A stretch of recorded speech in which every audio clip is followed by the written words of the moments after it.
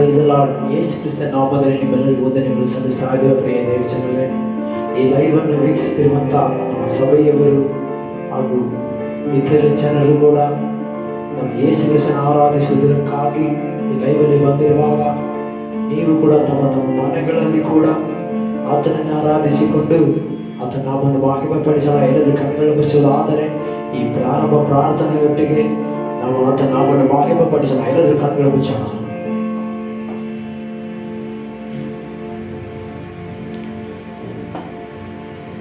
ಪರಿಶುದ್ಧನಾಗಿರುವ ದೇವ, ನಿನಗೆ ಸ್ತೋತ್ರ ಕರ್ತನೆ. ಅಪ್ಪ, ನಿನ್ನ ನಾಮಕ್ಕೆ ಸ್ತೋತ್ರವನ್ನು ಸಲ್ಲಿಸ್ತಾ ಇದ್ದೇವೆ ದೇವರೇ. ಏಸಪ್ಪ ಕರ್ತಾದಿ ಕರ್ತನೆ, ಈ ಪುನರುತ್ಥಾನ ಆರಾಧನೆಯಲ್ಲಿ ಕರ್ತನೆ ನೀನು ನಮ್ಮ ಜೊತೆಗೆ ಇದ್ದುಕೊಂಡು ದೇವರೇ ನಮ್ಮನ್ನು ನಡೆಸು. ಪರಿಶುದ್ಧಾತ್ಮನಾಗಿರುವ ದೇವರೇ, ನಿನ್ನನ್ನು ಸ್ತುತಿಸಲು ನಾವು ಬಂದಿರುವಾಗ ಬನ್ನಿರಿ. ಪರಿಶುದ್ಧಾತ್ಮನಾಗಿರುವ ದೇವ, ನಿನಗೆ ಸ್ತೋತ್ರ ಕರ್ತನೆ. ಏಸಪ್ಪ, ಆಕಾಶವನ್ನು ಭೂಮಿಯನ್ನು ಸಮಸ್ತವನ್ನು ನಿರ್ಮಿಸಿದ ಆತನಾಗಿರುವ ದೇವರೇ, ನಿನಗೆ ಸ್ತೋತ್ರ ಕರ್ತನೆ. ಏಸಪ್ಪ, ಬಲಹೀನನ ಒಟ್ಟಿಗೆ ಇದ್ದುಕೊಂಡು ದೇವರೇ ಬಲವನ್ನು ಕೊಡುವ ದೇವ, ನಿನಗೆ ಸ್ತೋತ್ರ ಕರ್ತನೆ. ಏಸಪ್ಪ, ಸೋತವನಿಗೆ ತ್ರಾಣವನ್ನು ನಿರ್ಬಲನಿಗೆ ಬಹುಬಲವನ್ನು ಕೊಡುವ ದೇವ, ನಿನಗೆ ಸ್ತೋತ್ರ ಕರ್ತನೆ. ಏಸುವೆ, ನೀನು ಮಾಡುವಂಥ ಕಾರ್ಯಗಳು ದೇವರೇ ನಿರೀಕ್ಷೆಗೂ ಮೀರಿದ ಭಯಂಕರ ಕೃತ್ಯಗಳನ್ನು ನಡೆಸುವ ದೇವರೇ, ನಿನಗೆ ಸ್ತೋತ್ರ ಕರ್ತನೆ. ಏಸುವೆ, ಬನ್ನಿರಿ. ಪರಿಶುದ್ಧಾತ್ಮನಾಗಿರುವ ದೇವ, ನಿನಗೆ ಸ್ತೋತ್ರ ಕರ್ತನೆ. ನೀನೇ ಕನಿಕರವುಳ್ಳ ದೇವರು, ನೀನೇ ಪುನರುತ್ಥಾನನಾಗಿರುವ ದೇವರೇ, ನಿನಗೆ ಸ್ತೋತ್ರ ಕರ್ತನೆ. ಏಸಪ್ಪ, ನಾವು ಕರ್ತನೆ ಈ ಲೈವಿನ ಮುಖಾಂತರ ದೇವರೇ ನಿನ್ನ ಆರಾಧಿಸುತ್ತಿರುವಾಗ ದೇವರೇ, ಈ ಲೈವನ್ನು ವೀಕ್ಷಿಸುತ್ತಿರುವಂಥ ಎಲ್ಲ ಕುಟುಂಬದ ಮಟ್ಟಿಗೆ ದೇವರೇ ಏಸಪ್ಪ, ಎಲ್ಲ ಕುಟುಂಬದ ಜೊತೆಗೆ ಇದ್ದುಕೊಂಡು ದೇವರೇ ಏಸಪ್ಪ, ನೀನು ಭಾಗ್ಯ ಹೊಂದಬೇಕೆಂಬುದಾಗಿ ದೇವರೇ ನಮ್ಮ ಆಸೆ ಆಗಿದೆ ಕರ್ತನೆ. ನಮ್ಮ ಆಸೆಯನ್ನು ಪೂರೈಸುವ ದೇವ, ನಿನಗೆ ಸ್ತೋತ್ರ ಕರ್ತನೆ. ಏಸಪ್ಪ, ನೀನು ದೇವರೇ ನಮ್ಮ ಜೊತೆಗೆ ಇದ್ದುಕೊಂಡು ದೇವರೇ ಮುಂದಿನ ಎಲ್ಲ ಭಾಗಗಳಲ್ಲಿ ದೇವರೇ ಎಲ್ಲ ವಿಷಯದಲ್ಲಿ ದೇವರೇ ನೀನು ಇದು ಮಾತ್ರ ಬಾಗಿ ಮುಂದೆ ನಮ್ಮನ್ನು ನಡೆಸಬೇಕೆಂದು ಕೇಳುತ್ತಾ ನಮ್ಮನ್ನು ನಾವು ತಗ್ಗಿಸಿಕೊಂಡು ದೇವರೇ ನಿನ್ನ ನಾಮವನ್ನೇ ಹೆಚ್ಚಿಸುತ್ತಾ ಯೇಸುವಿನ ಹೆಸರಿನಲ್ಲಿ ಪ್ರಾರ್ಥಿಸಿ ಬೇಡುತ್ತೇನೆ ತಂದೆಯಾದ ದೇವರೇ. Amen, amen.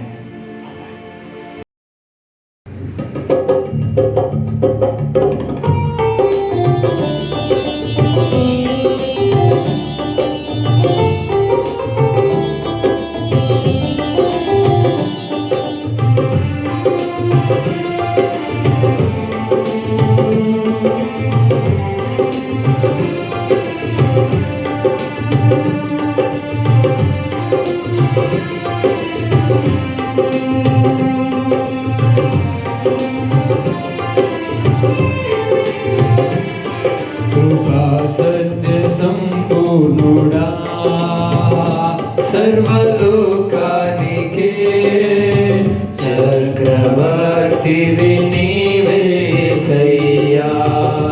సర్వలోకానికే చక్రవర్తివి నీవేసయ్యా. నా సన్మానానికే మహనీయుడవు నీవేనయ్యా. మహనీయుడవు నీవేనయ్యా. మహనీయుడవు నీవేనయ్యా. మహనీయుడవు నీవేనయ్యా.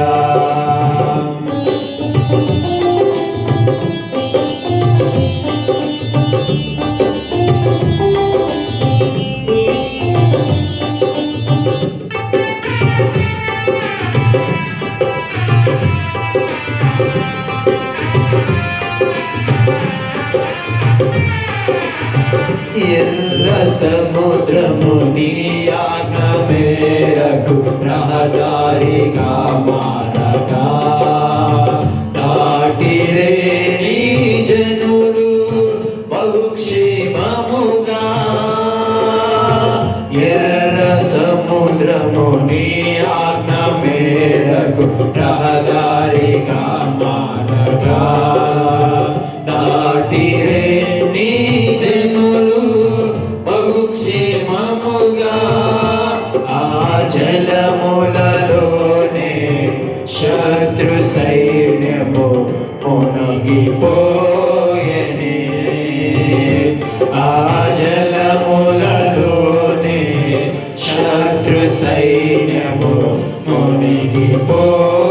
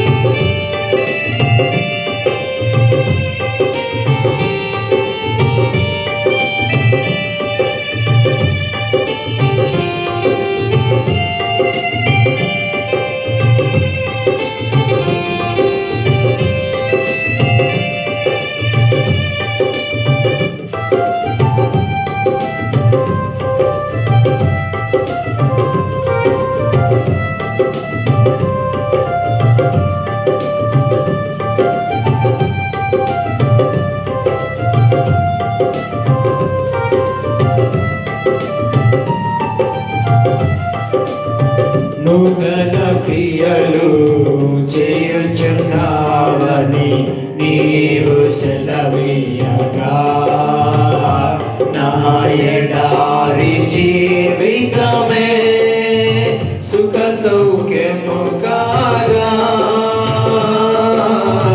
నూతన క్రియలు చేయుచున్నావని నీవు సెలవీయగా నా ఎడారి జీవితమే సుఖ సౌఖ్యము కాగా నారణ్య రోదన ఉల్లాసముగా మారిపోయేనే నారణ్య రోదన ఉల్లాసముగా మారిపోయేనే నా సన్మానానికే మహనీయుడవు నీవేనయ్యా మహనీయుడవు నీవేనయ్యా మహనీయుడవు నీవేనయ్యా మహనీయుడవు నీవేనయ్యా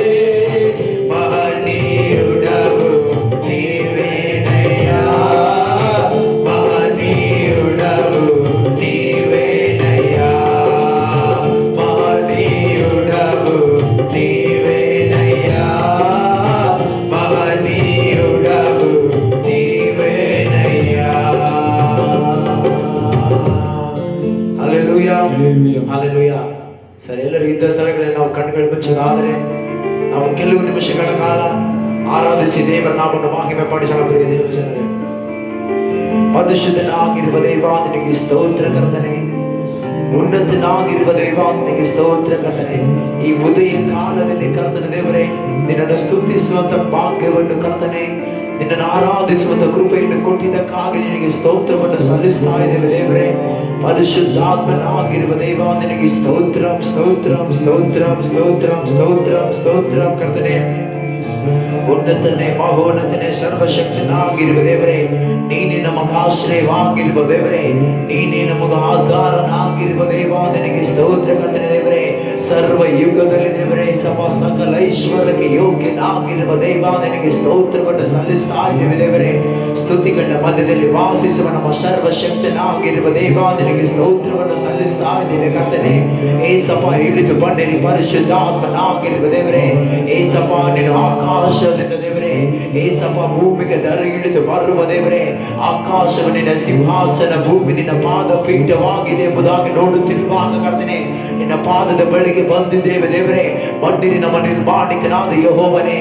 ಏಸಯ್ಯ, ಹೃದಯ ಪೂರ್ವಕವಾಗಿ ನಿನ್ನ ಆರಾಧಿಸುತ್ತಾ ಇರುವಾಗ ಕರ್ತನೆ, ನಿನ್ನ ಬಲವಾದ ಕಾರ್ಯಗಳನ್ನು ಮಾಡಲು ಬನ್ನಿರಿ ಪರಿಶುದ್ಧಾತ್ಮನಾಗಿರುವ ದೇವರೇ.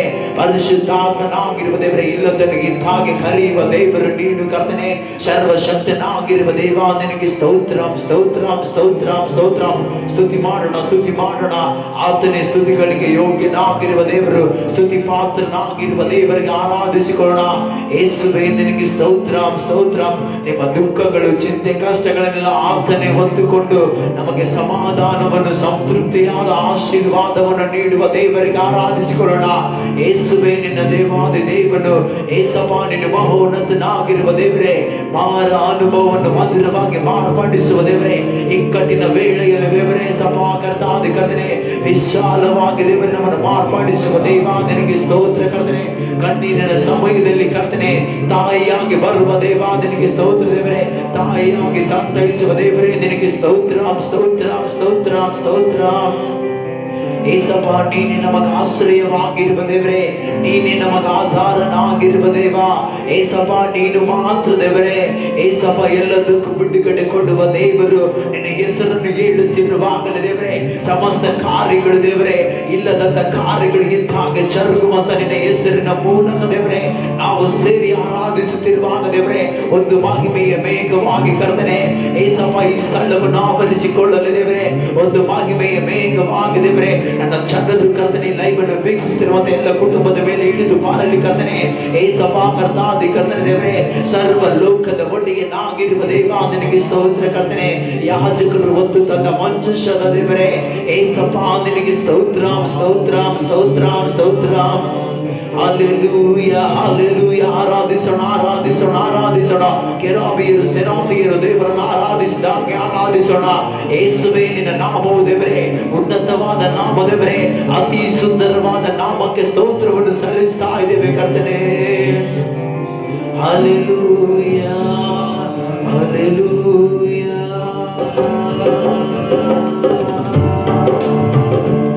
ಸ್ತೋತ್ರ ಸ್ತುತಿ ಮಾಡೋಣ.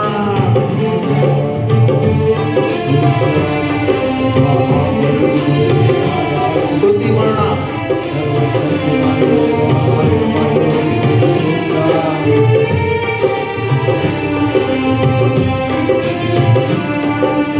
ಆಶ್ರಯವು ನೀನೇ యేసయ్య, ನನಗಾಧಾರವು ನೀನೇ యేసయ్య యేసయ్య. ಆಶ್ರಯವು ಸ್ತುತಿ ಮಾಡೋಣ. ನೀನೇ యేసಪ್ಪ, ನೀನೇ యేసయ్య. ಆರಾಧನೆ ಆರಾಧನೆ ಆರಾಧನೆ ಆರಾಧನೆ ಆರಾಧನೆ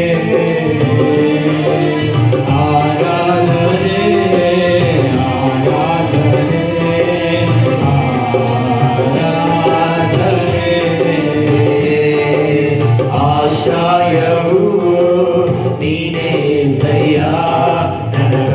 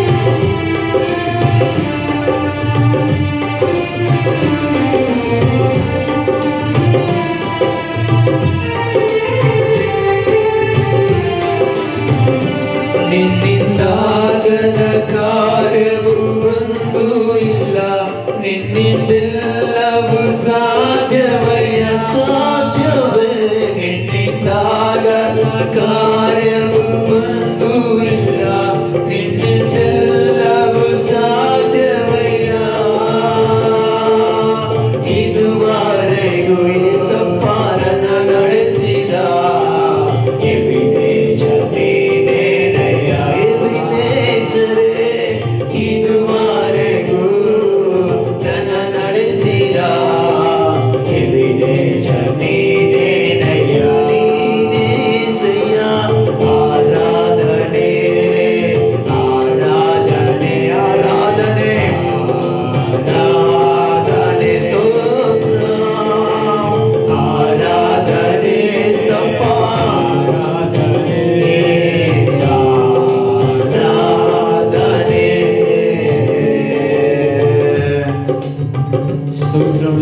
ಸ್ತೋತ್ರ, ಸ್ತುತಿ ಮಾಡೋಣ.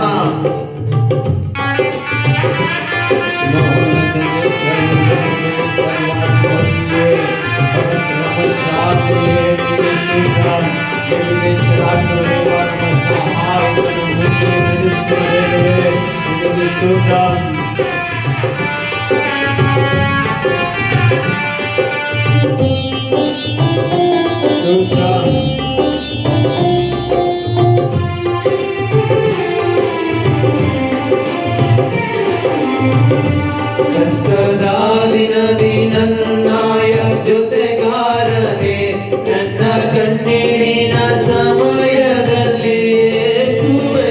ಕಷ್ಟದ ದಿನದಿ ನನ್ನಾಯ ಜೊತೆಗಾರನೇ, ನನ್ನ ಕಣ್ಣೀರಿನ ಸಮಯದಲ್ಲಿ ನನ್ನ ಕಾಡುವ ನನ್ನ ಒಡೆಯನೆ ಒಡೆಯನೆ, ಎಲ್ಲೋಗಿ ನೀನೇನಯ್ಯ, ಎಲ್ಲೋಗಿಯೇ ನನ್ನ ಕಾಡುವ ಒಡೆಯನೆ. ಸ್ತೋತ್ರ, ಎಲ್ಲೋಗಿ ನೀನೇನಯ್ಯ, ನೀನೇಸಯ್ಯ.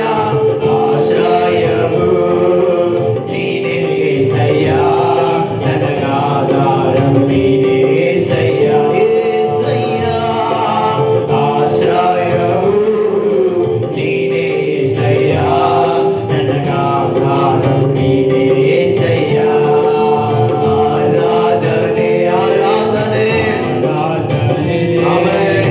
ಆರಾಧನೆ ಆರಾಧನೆ ಆರಾಧನೆ ಆರಾಧನೆ ಆರಾಧನೆ.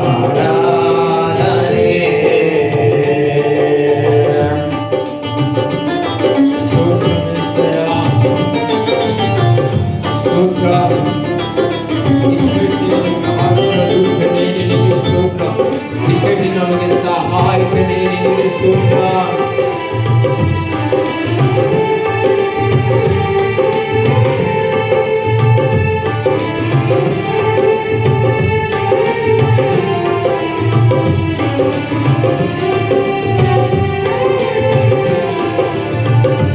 ನಿನ್ನ ಪ್ರೀತಿಯೇ ನನಗೆ ಸಾಕು ಅಯ್ಯ, ನಿನ್ನ ನೆರಳಲ್ಲಿ ಬದುಕುವೆನು ಯೇಸುವೇ. ನಿನ್ನ ಪ್ರೀತಿಯೇ ನನಗೆ ಸಾಕು ಅಯ್ಯ, ನಿನ್ನ ನೆರಳಲ್ಲಿ ಬದುಕುವೆನು. ನನ್ನ ಕಾಯುವ ನನ್ನ ಕುರುಬನೇ, ಯೆಹೋವನೇ, ಯೆಹೋವನೇ. ನನ್ನ ಕಾಯುವ ಗುರು ಸ್ತೋತ್ರ, ಯೆಹೋವನೇ. ಆಶ್ರಯವು ನೀನೇಸಯ್ಯ, ನನಗಾಧಾರವು ನೀನೇಸಯ್ಯ, ಏಸಯ್ಯ. ಆಶ್ರಯವು ನೀನೇಸಯ್ಯ,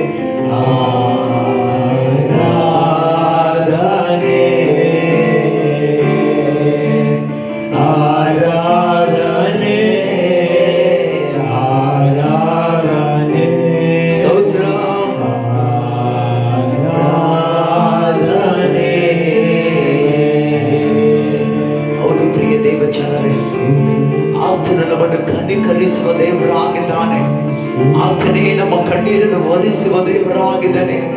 ಕಷ್ಟದ ದಿನಗಳಲ್ಲಿ ಜೊತೆಯಾಗಿರುವ ಆತನನ್ನು ನಾವು ಆರಾಧಿಸುತ್ತಿರುವಾಗ ಆತನು ಇಲ್ಲದನ್ನು ಇದ್ದಾಗೆ ಕರೆಯುವ ದೇವರಾಗಿದ್ದಾನೆ. ಒಟ್ಟು ಕುರುಡನಿಗೆ ಕಣ್ಣನ್ನು ಕೊಟ್ಟ ದೇವರು, ಯಾಯಿರನ ಮಗಳನ್ನು ಬದುಕಿಸಿದ ದೇವರು, ಅಂತ ದೊಡ್ಡ ಕಾರ್ಯಗಳನ್ನು ಮಾಡಿದ ಆತನನ್ನು ನಾವು ಆರಾಧಿಸುತ್ತಿರುವಾಗ, ಆತನನ್ನೇ ಮಹಿಮೆ ಪಡಿಸುತ್ತಿರುವಾಗ, ಆತನು ನಮ್ಮ ಮನದಲ್ಲಿ ಬಂದು ನಮಗೆ ಬೇಕಾದ ಅಗತ್ಯವನ್ನೆಲ್ಲ ಪೂರೈಸುವ ದೇವರಿಗೆ ನಾವು ಹೃದಯ ಪೂರ್ವಕವಾಗಿ ಆರಾಧಿಸೋಣ. ಯೇಸುವೇ, ನಿನ್ನಿಂದಾಗದ ಕಾರ್ಯಗಳು ಒಂದು ಇಲ್ಲ ಕರ್ತನೆ. ಈ ಲೋಕದ ಜನರು ದೇವರೇ, ಏಸಪ್ಪ ಪ್ರೀತಿಸದ ದೇವರೇ, ಏಸಪ್ಪ ಕರ್ತಾದಿ ಕರ್ತನ ದೇವರೇ, ಈ ಲೋಕದ ಜನರು ಮುಖವನ್ನು ನೋಡಿ ಪ್ರೀತಿಸುತ್ತಾರೆ ಕರ್ತನೆ. ಆದರೆ ನೀನು ಹೃದಯವನ್ನು ನೋಡಿ ಪ್ರೀತಿಸುವ ದೇವರೇ, ಏಸಪ್ಪ ನಾವು ಹೃದಯ ಪೂರ್ವಕವಾಗಿ ದೇವರೇ ನಿನ್ನನ್ನು ಆರಾಧಿಸುತ್ತಿರುವಾಗ ಕರ್ತನೆ, ನೀನು ದೇವರೇ ನಮ್ಮ ಮಧ್ಯದಲ್ಲಿ ಇದ್ದುಕೊಂಡು ದೇವರೇ ನಮಗೆ ಬೇಕಾದ ದೇವರೇ ಈ ಲೈವ್ ಅನ್ನು ನೋಡುತ್ತಿರುವ ದೇವರೇ ಪ್ರತಿಯೊಬ್ಬರ ಹೃದಯಗಳನ್ನು ಬಿಚ್ಚಿ ದೇವರೇ ಏಸಪ್ಪ ಸಮಾಧಾನವನ್ನು ದೇವರೇ, ಸಂತೋಷವನ್ನು ಕರ್ತನೆ, ನೆಮ್ಮದಿಯನ್ನು ಅನುಗ್ರಹಿಸು ದೇವರೇ.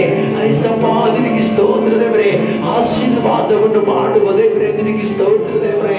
ಎಲ್ಲರೂ ಕೈಗಳೆತ್ತಿರೋಣ. ನಿನ್ನಿಂದಾಗದ ಕಾರ್ಯವು ಒಂದು ಇಲ್ಲ, ನಿನ್ನಿಂದೆಲ್ಲವೂ ಸಾಧ್ಯವಯ್ಯ, ಸಾಧ್ಯವೇ. ನಿನ್ನಿಂದಾಗದ ಕಾರ್ಯವು ಒಂದಿಲ್ಲ ದೇವರೇ, ಇನ್ನೆಲ್ಲವೂ ಸಾಧ್ಯವಯ್ಯ. ಇದುವರೆಗೂ ನಡೆಸುವ ದೇವರೇ, ಇದುವರೆಗೂ ನನ್ನ ನಡೆಸಿದ ಆಯ್ಕೆ ಮಾಡೋಣ ದೇವರ, ಆಯ್ಕೆ ಮಾಡೋಣ. ಸಹಾಯ ಮಾಡುವ ಎಬಿನೇಜರ್ ದೇವರಾಗಿ ಮಾತನ್ನು ಕರೆಯೋಣ. ಪ್ರಿಯ ದೇವ ಜನರೇ, ನಡೆಸಿದ ಎಬಿನೇಜರ್ ನೀನೇನಯ್ಯ. ಎಲ್ಲರಿಗೆ ಕೈಗಳೆತ್ತಿ ಆರಾಧನೆ, ಆತನನ್ನು ಮಹಿಮೆ ಪಡಿಸುವವರ ಹಾಗೆ ಆತನಿಗೆ ಇಷ್ಟಪೂರ್ವಕವಾದ ಯಜ್ಞಗಳನ್ನು ಸಮರ್ಪಿಸೋಣ. ನಮ್ಮ ಆರಾಧನೆಯನ್ನು ಪ್ರಾರ್ಥನೆಯನ್ನು ಆತನಿಗೆ ಯಜ್ಞಪೂರ್ವಕವಾಗಿ ಸಮರ್ಪಿಸೋಣ. ಆರಾಧನೆ ಆರಾಧನೆ ಆರಾಧನೆ. ಏಸಪ್ಪ ನಿನಗೆ ಸ್ತೋತ್ರ ಕರ್ತನೆ.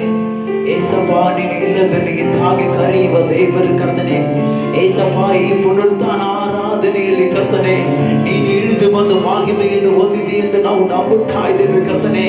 ಏಸಪ್ಪ ನೀನು ಕರ್ತನೆ ದೇವರೇ ಉನ್ನತ ಸ್ಥಾನದಲ್ಲಿ ಇರುವಂತ ದೇವರು, ದೀನರಾದ ನಮಗಾಗಿ ದೇವರೇ ನೀನು ಪರಲೋಕವನ್ನು ತ್ಯಜಿಸಿ ದೇವರೇ ನಿನ್ನ ಪ್ರಾಣವನ್ನು ಲೆಕ್ಕಿಸಿದ ದೇವರೇ ನಮಗಾಗಿ ನಿನ್ನ ಪ್ರಾಣವನ್ನು ಅರ್ಪಿಸಲು ಕರ್ತನೆ. ಏಸಪ್ಪ ನಿನ್ನ ಪ್ರಾಣಕ್ಕಿಂತಲೂ ಹೆಚ್ಚಾಗಿ ದೇವರೇ ನಮ್ಮನ್ನು ಪ್ರೀತಿಸಿದ ಆತನಾಗಿರುವ ದೇವರೇ ನಿನಗೆ ಆರಾಧನೆಯನ್ನು ಸಮರ್ಪಿಸುತ್ತಾ ಇದ್ದೇವೆ ಕರ್ತನೆ. ಏಸಪ್ಪ ಅದು ಮಾತ್ರ ದೇವರೇ, ಏಸಪ್ಪ ಕರ್ತಾದಿ ಕರ್ತನೆ ದೇವಾದಿ ದೇವನೇ, ಈ ಲೈವ್ ಅನ್ನು ವೀಕ್ಷಿಸುತ್ತಿರುವಂತ ಜನರಿಗೆ ದೇವರೇ ನೀನು ದೊಡ್ಡ ಸಮಾಧಾನವನ್ನು ದೇವರೇ ಅವರಿಗೆ ಬೇಕಾದ ಅವಶ್ಯಕತೆಗಳನ್ನು ಪೂರೈಸಿ ಯೇಸುವಿನ ನಾಮದಲ್ಲಿ ಕರ್ತನೆ. ಯೇಸುವೇ ನಿನಗೆ ಸ್ತೋತ್ರ ದೇವರೇ. ಮುಂದೆ ದೇವರೇ ಕರ್ತಾದಿ ಕರ್ತನೆ ಮುಂದಿನ ಭಾಗದಲ್ಲಿ ದೇವರೇ ನಿನ್ನ ಸೇವಕರು ಮಾತನಾಡುತ್ತಿರುವಾಗ ದೇವರೇ ಮಾತನಾಡುವುದು ನಿನ್ನ ಸೇವಕರಲ್ಲ ಕರ್ತನೆ, ನೀನು ಮಾತನಾಡಿದೇವರೇ ನಮಗೆ ಬೇಕಾದ ವರ್ತಮಾನವನ್ನು ದೇವರೇ ಈ ಲೈವ್ ಅಲ್ಲಿ ವೀಕ್ಷಿಸುತ್ತಿರುವಂತ ಬೇಕಾಗಿರುವಂತ ವರ್ತಮಾನವನ್ನು ದೇವರೇ ಏಸಪ್ಪ ಉಪದೇಶವನ್ನು ದೇವರೇ ವಾಕ್ಯದ ಮೂಲಕ ದೇವರೇ ನೀನು ಬೋಧಿಸಿದೇವರೇ ಅನೇಕ ಜನರನ್ನು ದೇವರೇ ಏಸಪ್ಪ ನೀನೇ ಮಾರ್ಪಡಿಸಿ ವಾಕ್ಯದೊಟ್ಟಿಗೆ ದೇವರೇ ಏಸಪ್ಪ ನಡೆಯುವಂತೆ ಏಸಪ್ಪ ವಾಕ್ಯವನ್ನೇ ಮಾದರಿಯಾಗಿ ತೆಗೆದುಕೊಂಡು ದೇವರೇ ಏಸಪ್ಪ ನಡೆಯುವಂತೆ ಕೂಡ ದೇವರೇ ಅನೇಕ ಜನರ ವಾಕ್ಯದ ಮೂಲಕ ಬಲಪಡಿಯುವಂತ ದೇವರೇ ಬಲಪಡಿಸಿದೇವರೇ ಏಸಪ್ಪ ಕರ್ತಾಧಿಕಾರಿ ದೇವರೇ ವಾಕ್ಯ ಇಡುವಂತ ಸೇವಕನನ್ನು ಕೂಡ ನೀನು ಬಲಪಡಿಸಿ ನೀನು ಅಭಿಷೇಕ ಮಾಡಿ ನೀನೇ ಮಹಿಮೆ ಹೊಂದಬೇಕೆಂದು ಕೇಳುತ್ತಾ ಇದ್ದೇವೆ ದೇವರೇ. ನಮ್ಮನ್ನು ನಾವು ತಗ್ಗಿಸಿಕೊಂಡು ದೇವರೇ ನಿನ್ನ ನಾಮವನ್ನೇ ಹೆಚ್ಚಿಸುತ್ತಾ ಯೇಸುವಿನ ಹೆಸರಿನಲ್ಲಿ ಕರ್ತನೆ ಈ ಆರಾಧನೆ ಮತ್ತು ಪ್ರಾರ್ಥನೆ ಎಲ್ಲವನ್ನು ನಿನ್ನ ಕೈಗೆ ಸಮರ್ಪಿಸುತ್ತಾ ಇದ್ದೇನೆ ತಂದೆಯಾದ ದೇವರೇ. Amen amen. ಹಲ್ಲೆಲೂಯಾ. ಈಗ ವಾಕ್ಯವನ್ನು ಕೇಳುವಂತ ಸಮಯವಾಗಿದೆ. ಈ ಲೈವ್ ಅಲ್ಲಿ ವೀಕ್ಷಿಸುತ್ತಿರುವಂತ ಎಲ್ಲರೂ ದೇವರ ನಾಮಕ್ಕೆ ಸ್ತೋತ್ರವನ್ನು ಮತ್ತೊಂದು ಸಾರಿ ಹೇಳ್ತಾ ಇದ್ದೇವೆ. ಪ್ರಿಯ ದೇವ ಜನರೇ, ನಿಮ್ಮೆಲ್ಲರಿಗೂ ವಂದನೆಗಳನ್ನು ಸಲ್ಲಿಸ್ತಾ ಇದ್ದೇವೆ ಯೇಸು ಕ್ರಿಸ್ತನ ಹೆಸರಿನಲ್ಲಿ. ಮತ್ತು ಈಗ ವಾಕ್ಯ ಹೇಳುವುದಕ್ಕೆ ಬರುತ್ತಿರುವ ಸೇವಕರನ್ನು ಕೂಡ ಯೇಸು ಕ್ರಿಸ್ತ ನಾಮದಲ್ಲಿ ವಂದನೆಗಳನ್ನು ಸಲ್ಲಿಸ್ತಾ ಇದ್ದೇವೆ. ಪ್ರಿಯ ದೇವ ಜನರೇ, ಹಲ್ಲೆಲೂಯಾ. ಈಗ ನಮ್ಮ ಮಧ್ಯದಲ್ಲಿ ಪಾಸ್ಟರ್ ಸ್ಟೀಫನ್ ಅವರು ಹೊಸಪೇಟೆ ಪ್ರಾಂತದಲ್ಲಿ ಸೇವೆ ಮಾಡುವಂತಹ ಸೇವಕರು ಈಗ ನಮ್ಮ ಮಧ್ಯದಲ್ಲಿ ವಾಕ್ಯವನ್ನು ಹೇಳುತ್ತಿರುವಾಗ ಎಲ್ಲರೂ ಶ್ರದ್ಧೆಯಿಂದ ಕೇಳಿ ಯೇಸುವಿನ ಹೆಸರಲ್ಲಿ ಬಲಪಡಬೇಕೆಂಬುದಾಗಿ ಕೇಳುತ್ತಾ ಇದ್ದೇವೆ. ಪ್ರಿಯ ದೇವ ಜನರೇ,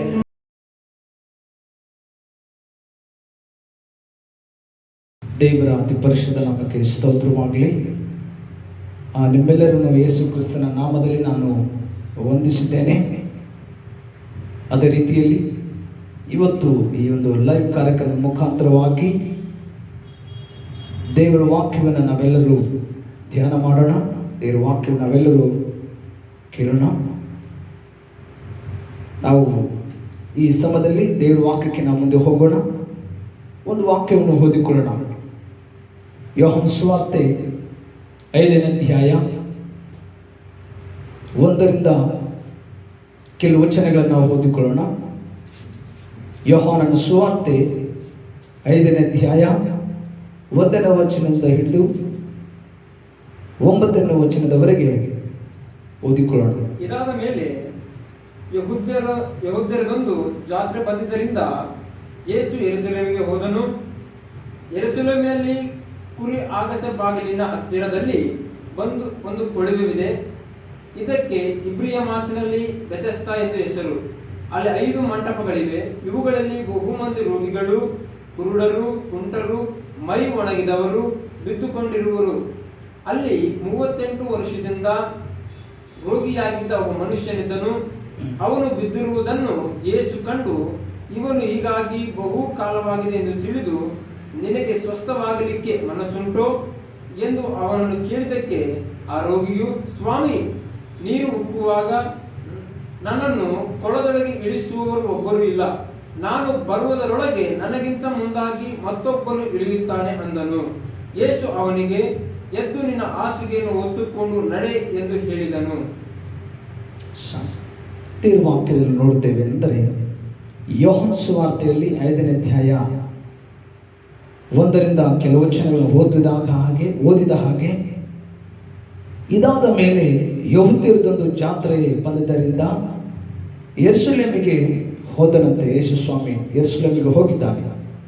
ಅಲ್ಲಿ ಯೆರೂಸಲೇಮಿನಲ್ಲಿ ಕುರಿ ಅಗಸೆ ಬಾಗಿಲಿನ ಹತ್ತಿರ ಒಂದು ಕೊಳವಿದೆ. ಅದಕ್ಕೆ ಇಬ್ರಿಯ ಮಾತಿನಲ್ಲಿ ಬೆಥೆಸ್ದ ಎಂದು ಕರೀತಾರೆ. ಅಲ್ಲಿ 5 ಮಂಟಪಗಳು ಇವೆ. ಅವುಗಳಲ್ಲಿ ಬಹುಮಂದಿ ರೋಗಿಗಳು, ಕುಂಟರು, ಮೈ ಒಣಗಿದವರು ಅಲ್ಲಿ ಬಿದ್ದುಕೊಂಡಿದ್ದಾರೆ. ಅಲ್ಲಿ 38 ವರ್ಷದಿಂದ ರೋಗಿಯಾಗಿದ್ದ ಒಬ್ಬ ಮನುಷ್ಯನಿದ್ದಾನೆ. ಅವನು ಬಿದ್ದಿರುವುದನ್ನು ಯೇಸು ಕಂಡು, ಇವನು ಹೀಗಾಗಿ ಬಹುಕಾಲವಾಗಿದೆ ತಿಳಿದು, ನಿನಗೆ ಸ್ವಸ್ಥವಾಗಲಿಕ್ಕೆ ಮನಸ್ಸುಂಟೋ ಎಂದು ಅವನನ್ನು ಕೇಳಿದನಂತೆ. ಆ ರೋಗಿ ಹೇಳ್ತಾನೆ, ಸ್ವಾಮಿ, ನೀರು ಉಕ್ಕುವಾಗ ನನ್ನನ್ನು ಈ ಕೊಳದೊಳಗೆ ಇಳಿಸೋರು ಯಾರೂ ಇಲ್ಲ. ನಾನು ಬರುವುದರೊಳಗೆ ನನಗಿಂತ ಮುಂದಾಗಿ ಮತ್ತೊಬ್ಬನು ಇಳಿತಾನೆ ಅಂದನು. ಯೇಸು ಅವನಿಗೆ, ಎದ್ದು ನಿನ್ನ ಹಾಸಿಗೆಯನ್ನು ಹೊತ್ತುಕೊಂಡು ನಡೆ ಎಂದು ಹೇಳಿದನು. ಆ ಕ್ಷಣವೇ ಆ ಮನುಷ್ಯನು ಸ್ವಸ್ಥನಾಗಿ ತನ್ನ ಹಾಸಿಗೆಯನ್ನು ಹೊತ್ತುಕೊಂಡು ಹೋದನಂತೆ. ಹಲ್ಲೆಲೂಯಾ. ಹಾಗೆ ಇಲ್ಲಿ ಯೇಸು ಸ್ವಾಮಿ ಆ ಒಂದು ಯೆಹೂದ್ಯರದೊಂದು ಜಾತ್ರೆ ನಡೆಯುವಾಗ ಅದನ್ನು ಯೆರೂಸಲೇಮಿಗೆ ಹೋಗಿದಾಗ ಆ ಕುರಿ ಅಗಸೆ ಬಾಗಿಲಿನ ಹತ್ತಿರದಲ್ಲಿದ್ದಂತಹ ಒಂದು ಕೊಳ, ಬೆಥೆಸ್ದ ಎನ್ನುವಂತಹ ಆ ಕೊಳದ ಹತ್ತಿರ ಯೇಸು ಹೋಗುವಾಗ 5 ಮಂಟಪಗಳಲ್ಲಿ ಅನೇಕ ರೋಗಿಗಳು, ವ್ಯಾಧಿಗ್ರಸ್ತರು, ಮೈಮುಟ್ಟಿಗಿಲ್ಲದವರು, ರೋಗಸ್ಥರು ಆ ಕೊಳದ ಹತ್ತಿರ ಇದ್ದಾರೆ. ಆ ನೀರು ಉಕ್ಕುವಾಗ ಒಬ್ಬ ದೇವದೂತನು ಬಂದು ಆ ನೀರನ್ನು ಉಕ್ಕುವಾಗ, ಚಿಮುಕಿಸುವಾಗ ಯಾರು ಮೊದಲು ಹೋಗ್ತಾರೋ ಆ ಕೊಳದೊಳಗೆ ಆ ನೀರಿನಲ್ಲಿ ಇಳಿತಾರೋ ಅವರು ಗುಣವಾಗ್ತಾ ಇದ್ರಂತೆ. ಆದರೆ ಇಲ್ಲಿ ಒಬ್ಬ ವ್ಯಕ್ತಿ ಇದ್ದಾನೆ. ಆ ವ್ಯಕ್ತಿ ಆ ಕೊಳದ ಹತ್ತಿರನೇ ಅಲ್ಲಿ 38 ವರ್ಷದಿಂದ ರೋಗಿಯಾಗಿಯೇ ಬಿದ್ದಿದ್ದಾನೆ. ಆ ಮನುಷ್ಯನಿಗೆ ಸ್ವಸ್ಥತೆ ಆಗಿಲ್ಲ, ಆ ಮನುಷ್ಯನಿಗೆ ಗುಣವಾಗಿಲ್ಲ. ಆ 38 ವರ್ಷಗಳಿಂದ ಆತನು ಪ್ರಯತ್ನ ಮಾಡ್ತಾ ಇದ್ದಾನೆ ಆ ಆ ಕೊಳದೊಳಗೆ ಹೋಗಿ ಅವನು ತಾನು ಗುಣವಾಗಬೇಕು ಅಂತಂದ. ಆದರೆ ಅವನಿಗಿಂತ ಮುಂಚೆ ಹೋಗಿ ಯಾರೋ ಒಬ್ರು ಹೋಗಿ ಆ ನೀರಿನಲ್ಲಿ ಮುಳುಗಿದಾಗ ಅವರು ಗುಣವಾಗ್ತಾ ಇದ್ದಾರೆ. ಮೊದಲು ಯಾರು ಹೋಗ್ತಾರೋ ಆ ನೀರು ಕೂವಾಗ ಅವರು ಮಾತ್ರ ಗುಣವಾಗ್ತಾ ಇದ್ರಂತೆ. ಆದ್ರೆ ಇವನ ಕೈಯಿಂದ ಎದ್ದು ಹೋಗಿ ಆ ನೀರು ಉಕ್ಕುವಾಗ ಮೊದಲು ಫಾಸ್ಟ್ ಹೋಗಿ ಆ ನೀರಿನಲ್ಲಿ ಮುಳುಗಕ್ಕೆ ಆಗ್ತಾ ಇಲ್ಲ. ಅವನಿಗಿನ ಮುಂದಾಗಿ ಬೇರೆಯವರು ಹೋಗಿ ತಮ್ಮ ರೋಗಗಳನ್ನು ಗುಣಪಡಿಸಿಕೊಳ್ತಾ ಇದ್ದಾರೆ. ಆದ್ರೆ 38 ವರ್ಷದಿಂದ ರೋಗಿಯಾಗಿರುವಂತ ಈ ವ್ಯಕ್ತಿಯನ್ನ ಯೇಸು ಸ್ವಾಮಿ ನೋಡಿದ್ದಾನೆ. ಅವನು ಬಿದ್ದಿರುವುದನ್ನು ಯೇಸು ಕಂಡನು ಎಂಬುದಾಗಿ ವಾಕ್ಯದಲ್ಲಿ ನೋಡುತ್ತೇವೆ. ಮತ್ತು ಆತನು ಅಂದ್ಕೊಳ್ತಾನೆ, ಯೇಸು ಸ್ವಾಮಿ ಆಲೋಚನೆ ಮಾಡ್ತಾನೆ, ಇವನು ಬಹುಕಾಲವಾಗಿದೆ, ಇವನಿಗೆ ರೋಗ ಬಂದು ವ್ಯಾಧಿ ಬಂದು ಇವನಿಗೆ ಬಹುಕಾಲವಾಗಿದೆ ಎಂದು ತಿಳಿದುಕೊಂಡು ಅವನನ್ನು ಕೇಳ್ತಾನೆ, ನಿನಗೆ ಸ್ವಸ್ಥವಾಗ್ಲಿಕ್ಕೆ ಮನಸ್ಸಿದೆಯಾ? ನಿನಗೆ ಗುಣವಾಗ್ಲಿಕ್ಕೆ ಮನಸ್ಸಿದೆಯಾ? ನೀನು ಸ್ವಸ್ಥ ಆಗ್ತೀಯಾ? ನೀನು ಗುಣ ಆಗ್ತೀಯಾ ಅಂತ ಕೇಳಿದಾಗ ಅವನು ಹೇಳ್ತಾನೆ, ಸ್ವಾಮಿ, ನೀರು ಉಕ್ಕುವಾಗ ನನ್ನನ್ನು ಯಾರು ಕೊಳದೊಳಗೆ ಇಳಿಸುವುದಿಲ್ಲ, ನನ್ನವರು ಇನ್ನೊಬ್ಬರು ಯಾರು ಇಲ್ಲ ನನಗೆ ಅಂತಂದು ಆತನ ಹತ್ರ ತನ್ನ ಕಷ್ಟವನ್ನು, ತನ್ನ ಮನೋವೇದನೆಯನ್ನ, ತನ್ನ ವೇದನೆಯನ್ನು ಆತನು ಕೇಳಿ ಯೇಸು ಸ್ವಾಮಿ ಹತ್ರ ಬಿಚ್ಚವಾಗಿ ಹೇಳುವಾಗ ಯೇಸು ಸ್ವಾಮಿ ಹೇಳ್ತಾನೆ, ಯೇಸು ಅವನಿಗೆ ಎದ್ದು ನಿನ್ನ ಹಾಸಿಗೆಯನ್ನು ಹೊತ್ತುಕೊಂಡು ನಡೆ ಎಂಬುದಾಗಿ ಅಲ್ಲಿ ಹೇಳ್ತಾನೆ. ಇವತ್ತಿನ ಲೋಕದಲ್ಲಿ ನೋಡುವಾಗ ಯೇಸು ಸ್ವಾಮಿ ಗುಣಪಡಿಸುವ ದೇವರು ಅನೇಕರು ನಂಬ್ತಾರೆ. ಹೌದು, ಯೇಸು ಸ್ವಾಮಿ ಗುಣಪಡಿಸ್ತಾನೆ, ಅದ್ಭುತಗಳನ್ನು ಮಾಡ್ತಾನೆ, ಸ್ವಸ್ಥ ಕಾರ್ಯಗಳನ್ನು ಮಾಡ್ತಾನೆ. ಆತನಿಗೆ ಅಸಾಧ್ಯವಾದದ್ದು ಒಂದಿಲ್ಲ, ಆತನಿಗೆ ಎಲ್ಲವೂ ಸಾಧ್ಯವಾಗಿದೆ.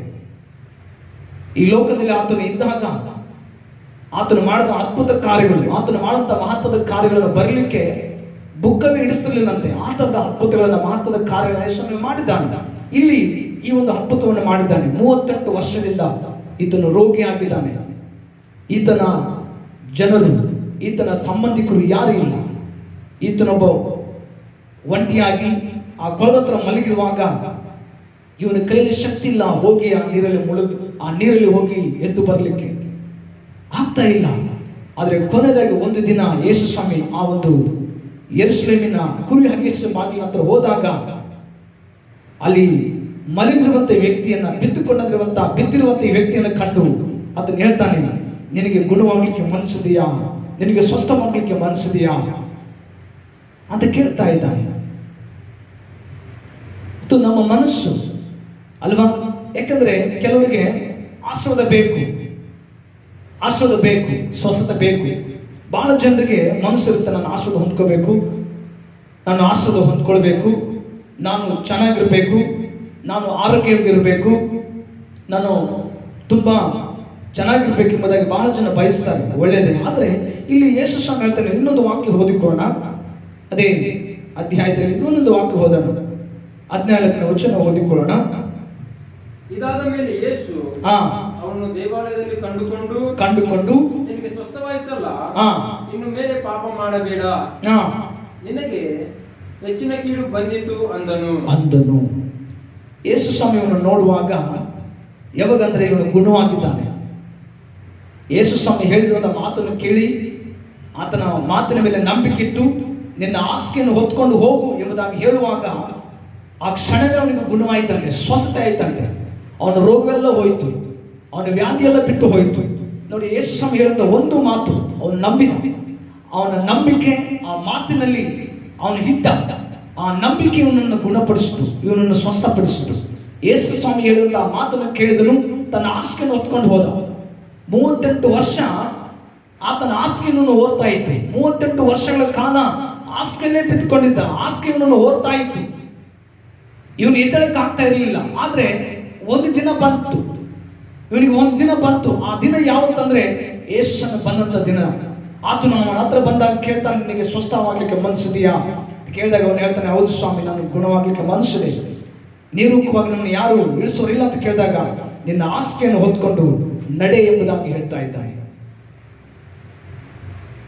ಆ ಮಾತು ನಂಬಿದಂತ ಈ ವ್ಯಕ್ತಿ ತನ್ನ ಹಾಸಿಗೆಯನ್ನು ಹೊತ್ಕೊಂಡು ಹೋದ. ಯಾಕೆಂದ್ರೆ ಅವನು ಗುಣವಾಗಿದ್ದಾನೆ, ಸ್ವಸ್ಥತೆ ಆಗಿದ್ದಾನೆ.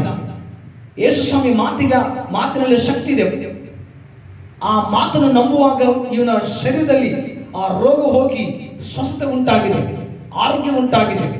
ಆಗ ಒಂದು ದಿನ ದೇವಾಲಯದಲ್ಲಿ ವ್ಯಕ್ತಿ ಕಾಣ್ತಾ ಇದ್ದಾನೆ. ಯೇಸು ಸ್ವಾಮಿ ಕಾಣುವಾಗ ಆತನು ಹೇಳ್ತಾನೆ, ನಿನಗೆ ಸ್ವಸ್ಥತೆ ಆಯ್ತಲ್ವಾ, ನಿನ್ನ ಗುಣವಾದಿಯಲ್ಲ, ಇನ್ನು ಮುಂದೆ ಪಾಪ ಮಾಡಬೇಡ, ಇನ್ನು ಮುಂದೆ ನೀನು ಪಾಪ ಮಾಡಬೇಡ, ಇನ್ನು ಹೆಚ್ಚಿನ ಕೇಡು ಬರುತ್ತೆ, ನೀನು ಪಾಪ ಮಾಡಬೇಡ, ಇನ್ನು ಮುಂದೆ ನಿನಗೆ ಹೆಚ್ಚಿನ ಕೇಡು ಬರುತ್ತೆ ಎಂಬುದಾಗಿ ಈತನನ್ನ ಯೇಸು ಸ್ವಾಮಿ ಎಚ್ಚರಿಸ್ತಾ ಇದ್ದಾನೆ, ಈತನನ್ನು ಎಚ್ಚರಿಸ್ತಾ ಇದ್ದಾನೆ. ಇವತ್ತ ಜನರಿಗೆ ಹೇಗಿದ್ದಾರಪ್ಪ ಅಂದ್ರೆ, ಆಶೀರ್ವಾದ ಬೇಕು ಆದ್ರೆ ಇವತ್ತು ಪಾಪ ಬೇಡದಲ್ಲ ಅಂತ ಇರ್ತಾರೆ ಕೆಲವರು. ಆಶೀರ್ವಾದ ಬೇಕು, ನಮಗೆ ಆರೋಗ್ಯ ಬೇಕು ಆದ್ರೆ ಕುಡಿಯೋದು ಬೇಡದಲ್ಲ ಅಂತ ಇರ್ತಾರೆ. ಹಲ್ಲೆಲೂಯಾ. ಯಾಕೆಂದ್ರೆ ಇಲ್ಲಿ ಯೇಸು ಸ್ವಾಮಿ ಹೇಳ್ತಾನೆ, ನೀನು ಆರೋಗ್ಯವಂತನಾಗಬೇಕು ಅಂದ್ರೆ ಯೇಸು ಸ್ವಾಮಿ ಮಾತನ್ನು ಕೇಳಬೇಕು, ಅದನ್ನು ಹೇಳುವಾಗಿ ನಾವು ನಡ್ಕೋಬೇಕು. ಅಲ್ಲಿ ಯೇಸು ಸ್ವಾಮಿ ಕಂಡಂತ ಈ ವ್ಯಕ್ತಿಗೆ ಯೇಸು ಸ್ವಾಮಿ ಹೇಳ್ತಾನೆ, ನೀನು ಗುಣವಾಗಿದೆಯಾ, ಇನ್ನು ಮುಂದೆ ಪಾಪ ಮಾಡಬೇಡ. ಬಹುಶಃ ಈತನು ಪಾಪ ಮಾಡಿ ಮಾಡಿ ಒಂದೇಳು ರೋಗಸ್ಥನಾಗಿರ್ಬಹುದು ಬಹುಶಃ. ಯಾಕೆಂದ್ರೆ ಆತನು ಹೇಳ್ತಾನೆ, ಇನ್ನು ಮುಂದೆ ನೀನು ಪಾಪ ಮಾಡಬೇಡ, ಇನ್ನು ಮುಂದೆ ನೀನು ಪಾಪ ಮಾಡಬೇಡ ಅಂದ್ರೆ ಅದಕ್ಕೆ ಹತ್ತೇನಂದ್ರೆ, ಪಾಪವನ್ನು ಮಾಡಿ ಇವನು ಒಂದೇಳು ರೋಗ ತಂದ್ಕೊಂಡಿರ್ಬೋದು. ಹಾಗೆ ಇಲ್ಲಿ ಯೇಸು ಸ್ವಾಮಿ ಹೇಳ್ತಾನೆ, ನಿನಗೆ ಸ್ವಸ್ಥವಾಗಲಿಕ್ಕೆ ಮನಸ್ಸಿದೆಯಲ್ವಾ, ನಿನ್ನ ಹಾಸಿಗೆ ಹೊತ್ಕೊಂಡು ಹೋಗಿ ಎಂಬುದಾಗಿ ಹೇಳಿದ. ಹಾಗೆ ಅದ್ಭುತ ಅಲ್ಲಿ ನಡೀತು. ಆತನು ಅದ್ಭುತವಾಗಿ ಯೇಸು ಸ್ವಾಮಿ ಮಾತಿಗೆ ಅನುಸಾರವಾಗಿ ಅದ್ಭುತವನ್ನು ಹೊಂದಿಕೊಂಡನು. ಪ್ರೇರೆ ಒಂದು ವಾಕ್ಯ ಹೋದನೆ, ಇದಕ್ಕೆ ಸಂಬಂಧಪಟ್ಟಾಗಿ ಒಂದು ವಾಕ್ಯ ಓದಿಕೋಣ. ಪ್ರಸಂಗಿ 7ನೇ ಅಧ್ಯಾಯ 17ನೇ ವಚನ ಸರ್ ನಾವು ಓದೋಣ. ಪ್ರಸಂಗಿ 7ನೇ ಅಧ್ಯಾಯ 17ನೇ ವಚನವನ್ನು ನಾವು ಓದಿಕೊಳ್ಳೋಣ.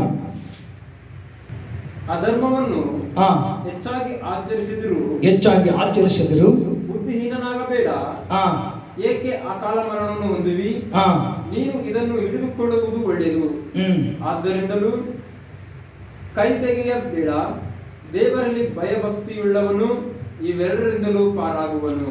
ನೋಡಿ, ಈ ವಾಕ್ಯದಲ್ಲಿ ಬರೆದ ಏನಪ್ಪ ಅಂದ್ರೆ 17ನೇ ವಚನದಲ್ಲಿ, ಅಧರ್ಮವನ್ನು ಹೆಚ್ಚಾಗಿ ಆಚರಿಸಿದರು ಬುದ್ಧಿಹೀನನಾಗಿರಬೇಡ, ಏಕೆ ಅಕಾಲ ಮರಣವನ್ನು ಹೊಂದಿವಿ, ಏಕೆ ಅಕಾಲ ಮರಣವನ್ನ ಹೊಂದಿವಿ, ಅಧರ್ಮವನ್ನು ಹೆಚ್ಚಾಗಿ ಆಚರಿಸದಿರು ಎಂಬುದಾಗಿ ಇಲ್ಲಿ ನೋಡ್ತೇವೆ.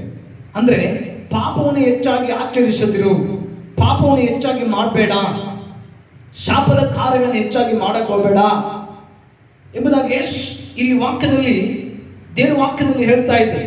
ಅಧರ್ಮವನ್ನು ಹೆಚ್ಚಾಗಿ ಆಚರಿಸಬೇಡ, ಬುದ್ಧಿಹೀನನಾಗಿರಬೇಡ, ಏಕೆ ಅಕಾಲ ಮರಣ ಹೊಂದಿವಿ. ಮರಣ ಬರುವುದಕ್ಕಿಂತ ಮುಂಚಿತವಾಗಿ, ಆ ಮರಣ ಕಾಲ ಬರುವುದಕ್ಕಿಂತ ಮುಂಚಿತವಾಗಿ ಅರ್ಧ ಆಯುಷ್ಕಾಲದಲ್ಲೇ ಕೆಲವು ಜನ ಸೊಟ್ಟೋಗ್ಬಿಡ್ತಾರೆ. ಯಾಕೆಂದ್ರೆ ಪಾಪ ಮಾಡಿ ಮಾಡಿ ಮಾಡಿ, ಶಾಪದ ಕೆಲಸಗಳನ್ನು ಮಾಡಿ ಮಾಡಿ ಅನೇಕರು ಅಕಾಲ ಮರಣವನ್ನ, ಅರ್ಧ ವಯಸ್ಸಿಗೆ ಕೆಲವು ಜನ ಮರಣವನ್ನು ಹೊಂದುತ್ತಾರೆ. ಅದಕ್ಕಾಗಿ ಇಲ್ಲಿ ವಾಕ್ಯದಲ್ಲಿ ಬರದೆ, ಅಧರ್ಮವನ್ನು ಮಾಡಬೇಡ, ಬುದ್ಧಿಹೀನನಾಗಿರಬೇಡ, ಅಕಾಲ ಮರಣ ಬರುತ್ತೆ, ಪಾಪವನ್ನು ಮಾಡಬೇಡ, ನಿನಗೆ ಮರಣ ಬರುತ್ತೆ. ಹಾಗಾಗಿ ವಾಕ್ಯದಲ್ಲಿ ನೋಡ್ತೇವೆ, ಪಾಪವು ಕೊಡುವ ಸಂಬಳ ಮರಣ ಎಂಬುದಾಗಿ. ಖಂಡಿತವಾಗ್ಲೂ ಪಾಪ ಕೊಡೋದು ಸಂಬಳ ಮರಣ ಆಗಿದೆ. ಅದಕ್ಕಾಗಿ ನಾವು ದೇವರ ವಾಕ್ಯದಲ್ಲಿ ನೋಡುವ ಹಾಗೆ ಈ ವ್ಯಕ್ತಿಯನ್ನು ಯೇಸು ಸ್ವಾಮಿ ನೋಡುವಾಗ ಆತನು ಹೇಳ್ತಾನೆ, ಪಾಪ ಮಾಡಬೇಡ, ಹೆಚ್ಚಿನ ಕೇಡು ಬರುತ್ತೆ. ಇಲ್ಲಿ ಆ ವ್ಯಕ್ತಿ ದೇವರು ಅದ್ಭುತವಾಗಿ ಗುಣಪಡಿಸಿದನು. ಯೇಸು ಸ್ವಾಮಿಯನ್ನು ಸ್ವಸ್ಥಪಡಿಸಿದನು, ಯೇಸು ಸ್ವಾಮಿಯನ್ನು ಗುಣ ಮಾಡಿದನು. ಆ ಯೇಸು ಸ್ವಾಮಿ ಹೇಳುವಂತ ಮಾತಿಗೆ ಅವನು ವಿಧೇಯನಾದನು. 9ನೇ ವಚನದಲ್ಲಿ ನೋಡ್ತೇವೆ, ಆ ಕ್ಷಣವೇ ಆ ಮನುಷ್ಯನಿಗೆ ಸ್ವಸ್ಥವಾಯಿತಂತೆ. ಆ ಕ್ಷಣದಲ್ಲೇ ಇವನು ಗುಣವಾದನು, ತನ್ನ ಹಾಸಿಗೆಯನ್ನು ಹೊತ್ತುಕೊಂಡು ಹೋದನು, ತನ್ನ ಹಾಸಿಗೆಯನ್ನು ಓದ್ತಾ ಆತನ ಮನೆಗೆ ಹೋದನೆಂಬುದಾಗಿ ನೋಡುತ್ತೇವೆ. ಯಾಕೆಂದರೆ ಯೇಸು ಸ್ವಾಮಿ ಮಾತಿನಲ್ಲಿ ಶಕ್ತಿ ಇದೆ. ಆತನು ಹೇಳಿದರೆ ಎಲ್ಲವೂ ನಡೀತದೆ, ಆತನ ಮಾತಿನಲ್ಲಿ ಶಕ್ತಿ ಇದೆ. ಪ್ರೇರೆ ಇನ್ನೊಂದು ವಾಕ್ಯ ಓದಿಕೋಣ. ಮತ್ತಾಯ ಸುವಾರ್ತೆ 8ನೇ ಅಧ್ಯಾಯ 5ನೇ ವಚನದಿಂದ ಕೆಲವು ವಚನ ಓದಿಕೋಣ. ಮತ್ತಾಯ ಸುವಾರ್ತೆ 5ನೇ ಅಧ್ಯಾಯ ಆತನು ಕಪೆರ್ನೌಮಿಗೆ ಬಂದಾಗ ದಂಡಿನ ಶತಾಧಿಪತಿಯು ಆತನ ಬಳಿಗೆ ಬಂದು, ಪ್ರಭುವೇ, ನನ್ನ ಆಳು ಪಾರ್ಶ್ವವಾಯುವಿನಿಂದ ಬಹಳ ಕಷ್ಟಪಡುತ್ತಾ ಮನೆಯಲ್ಲಿ ಬಿದ್ದಿದ್ದಾನೆ ಎಂದು ಹೇಳಿಕೊಂಡನು. ಆತನು ಅವನಿಗೆ, ನಾನು ಬಂದು ಅವನನ್ನು ವಾಸಿ ಮಾಡುತ್ತೇನೆ ಎಂದು ಹೇಳಿದಕ್ಕೆ ಆ ಶತಾಧಿಪತಿಯು, ಪ್ರಭುವೇ, ನೀನು ನನ್ನ ಮನೆಗೆ ಬರತಕ್ಕಷ್ಟು ಯೋಗ್ಯತೆ ನನ್ನಲ್ಲಿಲ್ಲ, ನೀನು ಒಂದು ಮಾತು ಹೇಳಿದರೆ ಸಾಕು, ನನ್ನ ಆಳಿಯ ಗುಣವಾಗುವುದು. ನಾನು ಸಹ ಮತ್ತೊಬ್ಬರ ಕೈ ಕೆಳಗಿರುವವನು, ನನ್ನ ಕೈ ಕೆಳಗೆ ಸಿಪಾಯಿಗಳಿದ್ದಾರೆ. ನಾನು ಅವರಿಗೆ ಒಬ್ಬನಿಗೆ ಹೋಗು ಎಂದು ಹೇಳಿದರೆ ಹೋಗುತ್ತಾನೆ, ಮತ್ತೊಬ್ಬನಿಗೆ ಬಾ ಎಂದು ಹೇಳಿದರೆ ಬರುತ್ತಾನೆ. ಆ ಆಳಿಗೆ ಇಂತಿಂತವನ್ನು ಮಾಡು ಎಂದು ಹೇಳಿದರೆ ಮಾಡುತ್ತಾನೆ ಅಂದನು. ಇಲ್ಲಿ ವಾಕ್ಯದಲ್ಲಿ ನೋಡ್ತೇವೆ ಏನಂದ್ರೆ, ಆತನು ಕಪೆರ್ನೌಮಿಗೆ ಬಂದಾಗ ದಂಡಿನ ಶತಾಧಿಪತಿ ಒಬ್ಬನು ಬಂದು ಇಲ್ಲಿ ಯೇಸು ಸ್ವಾಮಿನ ಕೇಳ್ತಾ ಇದ್ದಾನೆ. ಏನಂತಂದ್ರೆ, ಪ್ರಭುವೇ, ನನ್ನ ಆಳು ಬಹಳ ಪಾರ್ಶ್ವವಾಯುವಿನಿಂದ ಬಹಳ ಕಷ್ಟಪಡ್ತಾ ಇದ್ದಾನೆ, ಮನೆಯಲ್ಲಿ ಬಿದ್ದಿದ್ದಾನೆ ಎಂದು ಹೇಳ್ಕೊಂಡಂತೆ. ತನ್ನ ಆಳಿಗೆ ಸ್ವಸ್ಥವಾಗಬೇಕು, ಅವನು ಗುಣವಾಗಬೇಕು. ಅವನು ಬಹಳ ಕಷ್ಟಪಡ್ತಾ ಇದ್ದಾನೆ, ಪಾರ್ಶ್ವವಾಯುವಿನಿಂದ ಬಹಳ ಕಷ್ಟಪಡ್ತಾ ಇದ್ದಾನೆ, ಮನೆಯಲ್ಲಿ ಬಿದ್ದಿದ್ದಾನೆ, ಕೆಲಸ ಮಾಡೋಕ್ಕಾಗ್ತಾ ಇಲ್ಲ. ಈ ಶತಾಧಿಪತಿ 100 ಜನರಿಗೆ ಮೇಲೆ, 100 ಸಿಪಾಯಿಗಳ ಮೇಲೆ ಒಬ್ಬ ಅಧಿಕಾರಿ ಈತನು ಬಂದು ಯೇಸು ಸ್ವಾಮಿ ಹತ್ರ ಕೇಳ್ತಾ ಇದ್ದಾನೆ, ಪ್ರಾರ್ಥನೆ ಮಾಡ್ತಾ ಇದ್ದಾನೆ, ಸ್ವಾಮಿ, ನನ್ನ ಆಳು ಬಹಳ ಕಷ್ಟಪಡ್ತಾ ಇದ್ದಾನೆ, ನೀನು ಬಂದು ಅವನನ್ನು ಗುಣಪಡಿಸು ಎಂಬುದಾಗಿ ಕೇಳುವಾಗ ಅಲ್ಲಿ ವಾಕ್ಯದಲ್ಲಿ ಬರೆದಿದೆ, ಆತನು ಅವನಿಗೆ, ನಾನು ಬಂದು ಅವನನ್ನು ವಾಸಿ ಮಾಡುತ್ತೇನೆ ಎಂದು ಹೇಳಿದಕ್ಕೆ ಆ ಶತಾಧಿಪತಿಯು, ಪ್ರಭುವೇ, ನೀನು ನನ್ನ ಮನೆಗೆ ಬರತಕ್ಕಷ್ಟು ಯೋಗ್ಯತೆ ನನ್ನಲ್ಲಿಲ್ಲ, ನಿನ್ನ ಒಂದು ಮಾತು ಹೇಳಿದರೆ ಸಾಕು. ನೋಡಿ, ಇಲ್ಲಿ ಒಂದು ಮಾತು ಹೇಳಿದ್ರೆ ಸಾಕು ಎಂಬುದಾಗಿ ಯೇಸು ಸ್ವಾಮಿ ಹೇಳ್ತಾನೆ. ಅಲ್ಲಿ ನೋಡುವಾಗ 8ನೇ ಅಧ್ಯಾಯ ಯೋಹಾನ ಸುವಾರ್ತೆ, ಅಲ್ಲಿ ನಾವು ಓದುವಾಗ 5ನೇ ಅಧ್ಯಾಯ 1ರಿಂದ 9ನೇ ವಚನ ಓದುವಾಗ, ಆ ವ್ಯಕ್ತಿ 38 ವರ್ಷದಿಂದ ಬಿದ್ದು ರೋಗದಲ್ಲಿ ಬಿದ್ದಿದ್ದ. ರೋಗದಲ್ಲಿ ಬಿದ್ದಂತ ವ್ಯಕ್ತಿ ಯೇಸು ಸ್ವಾಮಿ ನೋಡಿದ, ನಿನಗೆ ಮನಸ್ಸುಂಟು ಅಂತ ಕೇಳಿದ. ಸ್ವಾಮಿ, ನನಗೆ ಮನಸ್ಸಿದೆ ಎಂಬುದಾಗಿ ಹೇಳಿದ. ಹಾಗಾದ್ರೆ ನೀನು ಹಾಸಿಗೆ ಹೊತ್ಕೊಂಡು ನಡೆ ಎಂಬುದಾಗಿ ಹೇಳಿದ. ನೋಡಿ, ಯೇಸು ಸ್ವಾಮಿ ಹೇಳುವಂತ ಮಾತನ್ನ ನಂಬಿದ. ಆ ಮಾತನ್ನು ನಂಬಿದಾಗ ಇವನ ಜೀವನದಲ್ಲಿ ಒಂದು ಅದ್ಭುತ ಮೆರಿಕಲ್ ನಡೀತು. ಏನಪ್ಪ ಅಂದ್ರೆ, ತನ್ನ ಹಾಸಿಗೆಯನ್ನು ಹೊತ್ಕೊಂಡು ಹೋದ. ಆ ಕ್ಷಣವೇ ಇವನ ರೋಗವೆಲ್ಲ ಗುಣವಾಯಿತು, ಇವನೆಲ್ಲ ಸ್ವಸ್ಥನಾದನು, ಇವನು ಗುಣವಾದನು, ಇವನು ಸಂಪೂರ್ಣನಾದನು, ಆರೋಗ್ಯವಂತನಾದನು. ಪ್ರಿಯರೇ, ಹಾಗೆ ಇಲ್ಲಿ ವಾಕ್ಯದ ನೋಡ್ತೇವೆ, ಕಪೆರ್ನೌಮಿಗೆ ಯೇಸು ಸ್ವಾಮಿ ಬಂದಿದ್ದಾನೆ. ಈ ದಂಡಿನ ಶತಾಧಿಪತಿ ಆತನ ಹತ್ರ ಬಂದು ಕೇಳ್ತಾನೆ, ಸ್ವಾಮಿ, ನನ್ನ ಆಳು ಬಹಳ ಕಷ್ಟಪಡ್ತಾ ಇದ್ದಾನೆ, ಅವನು ಪಾರ್ಶ್ವದಿಂದ ಬಳಲ್ತಾ ಇದ್ದಾನೆ, ಇವನನ್ನು ಗುಣ ಮಾಡಬೇಕು, ಇವನನ್ನು ಸ್ವಸ್ಥ ಮಾಡಬೇಕು, ಇವನು ಹೇಗಾದ್ರೂ ಮಾಡಿ ಇವನು ತನ್ನ ಮನೆಯನ್ನು ಸಾಕ್ಬೇಕು ಅಂತ ಕೇಳಿದಾಗ ಅಲ್ಲಿ ಯೇಸು ಸ್ವಾಮಿ ಹೇಳ್ತಾನೆ, ಸರ್, ನಾನು ಬರ್ತೀನಿ, ಆ ಮನೆಗೆ ಬಂದು ಅವನನ್ನು ಗುಣಪಡಿಸ್ತೀನಿ, ಅವನು ಸ್ವಸ್ಥಪಡಿಸ್ತೀನಿ ಎಂಬುದಾಗಿ ಹೇಳುವಾಗ ಅವನು ಹೇಳ್ತಾನೆ, ನನ್ನ ಮನೆಗೆ ಬರುವಷ್ಟು ಯೋಗ್ಯತೆ ನನ್ನಲ್ಲಿಲ್ಲ. ಈ ಶತಾಧಿಪತಿ ತನ್ನನ್ನು ತಾನು ತಗ್ಗಿಸಿಕೊಂಡು ಕೇಳ್ತಾನೆ, ನೀನು ಬರುವಷ್ಟು ಯೋಗ್ಯತೆ ನನ್ನಲ್ಲಿಲ್ಲ. ಈತನೊಬ್ಬ ಶತಾಧಿಪತಿ, ಈತನೊಬ್ಬ ಅಧಿಕಾರಿ ಯೇಸುವಿನ ಹತ್ರ ಬಂದು ರಿಕ್ವೆಸ್ಟ್ ಮಾಡ್ತಾನೆ, ಕೇಳ್ಕೊಳ್ತಾ ಇದ್ದಾನೆ. ಕೇಳ್ಕೊಂಡ್ಮೇಲೆ ಯೇಸು ಹೇಳ್ತಾನೆ, ಆಯ್ತಪ್ಪ, ನಿನ್ನ ಮನೆಗೆ ಬರ್ತೀನಿ, ನಾನು ಅವನು ಗುಣಪಡಿಸ್ತೀನಿ, ಅವನು ಸ್ವಸ್ಥಪಡಿಸ್ತೀನಿ ಅಂತ ಹೇಳಿದಾಗ ಅವನು ಹೇಳ್ತಾನೆ, ಎಷ್ಟು ತಗ್ಗಿಸ್ಕೊಳ್ಳುವಿಕೆ, ಎಷ್ಟು ದೀನತೆ ಈ ಅಧಿಕಾರ ಹತ್ರ ಇದೆ ನೋಡಿ, ನಿಜವಾಗ್ಲೂ. ಹಾಗೆ ಇಲ್ಲಿ ವಾಕ್ಯದಲ್ಲಿ ನೋಡ್ತೇವೆ, ಆತನು ಹೇಳ್ತಾನೆ, ಇನ್ನು ಒಂದು ಮಾತು ಸಾಕು, ಒಂದು ಮಾತು ಸಾಕು. ಯಾಕಂದ್ರೆ ನಾವು ನೋಡುವಾಗ ಭೂಮಿ ಆಕಾಶವನ್ನು ದೇವರು ಸೃಷ್ಟಿ ಮಾಡುವಾಗ ಮಾತಿನ ಮುಖಾಂತರವಾಗಿ ಸೃಷ್ಟಿ ಆಯ್ತಂತೆ. ದೇವರು ಹೇಳಿದ, ಆಕಾಶ ಆಗಲಿ, ಆಕಾಶ ಆಯಿತು, ಭೂಮಿ ಉಂಟಾಗಲಿ, ಭೂಮಿ ಉಂಟಾಯಿತು. ಯಾಕಂದ್ರೆ ಆತನ ಮಾತುಗಳು, ಒಂದೊಂದು ಮಾತುಗಳು ಒಂದೊಂದು ಈ ಜಗತ್ತಿನಲ್ಲಿ ಎಲ್ಲವನ್ನೂ ಆತನ ಮಾತುಗಳು ಸೃಷ್ಟಿ ಮಾಡಿತು. ಹಾಗೆ ಇಲ್ಲಿ ಕೂಡ ಕೇಳ್ಕೊಳ್ತಾ ಇದ್ದಾನೆ, ನಿನ್ನ ಒಂದು ಮಾತು ಸಾಕು, ನನ್ನ ಆಳು ಗುಣವಾಗುತ್ತೆ, ನಿನ್ನ ಒಂದು ಮಾತು ಸಾಕು. ನಿಜವಾಗ್ಲೂ ಇವತ್ತು ಈ ಒಂದು ಲವ್ಯನ್ನು ವೀಕ್ಷಿಸುವಂತ ಎಲ್ಲ ಜನರಿಗೆ ಹೇಳುವುದೇನೆಂದರೆ, ನಿಜವಾಗ್ಲೂ ಆತನ ಮಾತನ್ನು ನಂಬೋಣ. ಯೇಸುವಿನ ಮಾತು, ಒಂದು ಮಾತು ಸಾಕು, ನನ್ನ ಮನೆಗೆ, ನನ್ನ ಕುಟುಂಬಕ್ಕೆ ನಾನು ಸ್ವಸ್ಥತೆ ಆಗ್ತೀನಿ, ನಾನು ಗುಣವಾಗ್ತೇನೆ, ನನ್ನ ಮನೆಗೆ ಆರೋಗ್ಯ ಬರುತ್ತೆ, ನನ್ನ ಮನೆಯಲ್ಲಿ ಸಮಾಧಾನ ಬರುತ್ತೆ. ಯೇಸು ಸ್ವಾಮಿ ಒಂದು ಮಾತು ಸಾಕು. ನಿಜವಾಗ್ಲೂ ನಿಮ್ಮ ಮನೆಗಳಲ್ಲಿ ಆತನು ಗುಣಪಡಿಸ್ತಾನೆ. ನಿಮ್ಮ ಮನೆಯಲ್ಲಿ ಯಾವುದೇ ರೋಗ ಇರಲಿ, ಯಾವುದೇ ಸಮಸ್ಯೆ ಇರಲಿ, ಖಂಡಿತವಾಗ್ಲೂ ಯೇಸು ಸ್ವಾಮಿ ಗುಣಪಡಿಸ್ತಾನೆ. ಆತನ ಮಾತನ್ನು ನಂಬೋಣ. ನಾವು ಲೋಕದವರ ಮಾತು ನಂಬ್ತೀವಿ, ಲೋಕದ ಜನರ ಮಾತು ಬೇಗನೆ ನಂಬ್ತೀವಿ. ದೇವ್ರ ಮಾತು ನಂಬಬೇಕು, ದೇವ್ರ ವಾಕ್ಯ ನಂಬಬೇಕಂದ್ರೆ ಬಹಳ ಕಷ್ಟ. ಯಾಕೆ ಕಷ್ಟ ಅಂದ್ರೆ ಅವು ಅಕ್ಷರ ಮಾತ್ರ, ಆದ್ರೆ ವಾಕ್ಯದಲ್ಲಿ ಬರುತ್ತೆ. ಈ ವಾಕ್ಯದಲ್ಲಿ ಶಕ್ತಿ ಇದೆ, ಯೇಸುವಿನ ಮಾತಿನಲ್ಲಿ ಶಕ್ತಿ ಇದೆ. ಅವನು ನಂಬುವಾಗ ಖಂಡಿತವಾಗ್ಲೂ ದೇವರು ನಮ್ಮ ಜೀವನದಲ್ಲಿ ಅದ್ಭುತವನ್ನು ಮಾಡ್ತಾನೆ, ಖಂಡಿತವಾಗ್ಲೂ ಅದ್ಭುತವನ್ನು ಮಾಡ್ತಾನೆ. ಈ ಹಾಡು ಅಲ್ಲಿ ನೋಡ್ತೇವೆ, ಯೇಸನ್ನು ಹೇಳುವಂತಹ ಮಾತನ್ನು ಅವನು ನಂಬಿದ. ಆ ಹಾಳಿಗೆ ಗುಣವಾಗಬೇಕೆಂಬುದನ್ನು ಕೇಳ್ಕೊಂಡಾಗ, ನೀನು ಒಂದು ಮಾತು ಹೇಳಿ, ಇಲ್ಲಿಂದ ಹೇಳಿದ್ರೆ ಸಾಕು, ಅವನು ಗುಣವಾಗ್ತಾನೆ ಅಂತ ಹೇಳ್ತಾ ಇದ್ದಾನೆ. 9ನೇ ವಚನ ಹೋಗೋಣ. ನಾನು ಸಹ ಮತ್ತೊಬ್ಬರ ಕೈ ಕೆಳಗಿರುವವನು, ನನ್ನ ಕೈ ಕೆಳಗೆ ಸಿಪಾಯಿಗಳಿದ್ದಾರೆ, ಅವರಲ್ಲಿ ಒಬ್ಬನಿಗೆ ಹೋಗು ಎಂದು ಹೇಳಿದರೆ ಹೋಗ್ತಾನೆ, ಮತ್ತೊಬ್ಬನಿಗೆ ಬಾ ಎಂದು ಹೇಳಿದರೆ ಬರ್ತಾನೆ, ನನ್ನ ಹಾಳಿಗೆ ಇಂತಿಂತ ಕೆಲಸ ಮಾಡು ಎಂದು ಹೇಳಿದರೆ ಮಾಡ್ತಾನೆ ಅಂದನು. ಯೇಸು ಇದನ್ನು ಕೇಳಿ ಆಶ್ಚರ್ಯಪಟ್ಟಿದ್ದ. ತನ್ನ ಹಿಂದೆ ಬರುತ್ತಿದ್ದವರಿಗೆ ಇಂಥ ನಂಬಿಕೆಯನ್ನ, ಇಂಥ ದೊಡ್ಡ ನಂಬಿಕೆಯನ್ನ ಇಸ್ರೇಲಲ್ಲಿ ನಾನು ಎಲ್ಲಿಯೂ ಕಾಣಲಿಲ್ಲ ಎಂಬುದಾಗಿ ಸತ್ಯವಾಗಿ ನಿಮಗೆ ಹೇಳ್ತಾನೆ ಅಂತ ಹೇಳ್ತಾನೆ. ಖಂಡಿತವಾಗಿಯೂ ನೋಡಿ, ಮಾತು ನಂಬಬೇಕು, ಇನ್ನೊಬ್ಬರು ಮಾತು ನಂಬೇಕಂದ್ರೆ ಸುಲಭ ಅಲ್ಲ. ಆದರೆ ಯೇಸು ಸ್ವಾಮಿ ಮಾತು ನಂಬುವಂತ ಈ ವ್ಯಕ್ತಿಗೆ ಅಲ್ಲಿ ಅವನ ಹಾಳಿಗೆ ಗುಣವಾಯಿತು. ಅದ್ಭುತ ಆಯ್ತು. ಆ ವಾಕ್ಯ ಓದೋಣ. 11ನೇ ವಚನ, 12ನೇ ವಚನ ಓದೋಣ. 12ನೇ ವಚನ ಓದೋಣ. ಆದರೆ ಆ ರಾಜ್ಯದ ಬಾಧ್ಯಸ್ಥರು ಹೊರಗೆ ಕತ್ತಲೆಗೆ ಹಾಕಲ್ಪಡುವರು, ಅಲ್ಲಿ ಗೋಳಾಟವು ಕಟಕಟನ ಹಲ್ಲು ಕಡಿಯೋಣವು ಇರುವವು ಎಂದು ಹೇಳಿದನು. ಬಳಿಕ ಯೇಸು ಶತಾಧಿಪತಿಗೆ, ನೀನು ನಂಬಿದಂತೆ ನಿನಗಾಗಲಿ, ಹೋಗು ಎಂದು ಹೇಳಿದನು. ಅದೇ ಗಳಿಗೆಯಲ್ಲಿ ಅವನ ಹಾಳಿಗೆ ಗುಣವಾಯಿತು. ಹಲ್ಲೆಲೂಯಾ. ನೋಡಿ, ದೇವರ ವಾಕ್ಯದಲ್ಲಿ ನೋಡ್ತೇವೆ 13ನೇ ವಚನದಲ್ಲಿ, ನೀನು ನಂಬಿದಂತೆ ನಿನಗಾಗಲಿ, ಹೋಗು, ನಿನ್ನ ಹಾಳು ಸ್ವಸ್ಥನಾದನು, ಗುಣವಾದನು. ಆ ಕ್ಷಣದಲ್ಲೇ ಆ ಹಾಳು ಗುಣವಾಯ್ತಂತೆ. ದೇವರೆಷ್ಟು ಅದ್ಭುತ ಮಾಡಿದನು. ಆ ಒಬ್ಬ ಶತಾಧಿಪತಿಯ ಹಾಳಿನಲ್ಲಿ ಎಷ್ಟು ಅದ್ಭುತ ಮಾಡಿದನು. ಈ ಪಾರ್ಶ್ವ ರೋಗಿ ಅಂದ್ರೆ, ಈ ಪಾರ್ಶ್ವ ರೋಗ ಅಂದ್ರೆ ಬೇಗನೆ ಹೋಗುವುದಿಲ್ಲ. ಡಾಕ್ಟರ್ ಹೋದ್ರು ಕೂಡ, ಎಷ್ಟು ಮೆಡಿಸಿನ್ ತಗೊಂಡ್ರು ಕೂಡ ಈ ವ್ಯಾಧಿ ಹೋಗುವುದಿಲ್ಲ. ಆದರೆ ಯೇಸು ಸ್ವಾಮಿ ಹೇಳುವಂತ ಒಂದು ಮಾತು, ಆ ಮಾತಿನಲ್ಲಿ ಶಕ್ತಿ ಇತ್ತು, ಅದ್ಭುತ ನಡೀತು. ಅವನು ಎದ್ದು ನಡೆದಾಡಿದನು, ಗುಣವಾದನು. ತನ್ನ ಕುಟುಂಬವನ್ನು ಅವನು ಸಾಕಿದನೆಂಬುದಾಗಿ, ಅವನ ಕುಟುಂಬವನ್ನು ಸಾಕಲಿಕ್ಕೆ ಅವನಿಗೆ ಸಾಧ್ಯವಾಯಿತು. ಯಾಕೆಂದ್ರೆ ಇಲ್ಲಿ ನೋಡುತ್ತೇವೆ, ಅವನು ಗುಣವಾದನು, ಸಂಪೂರ್ಣ ಗುಣವಾದನು.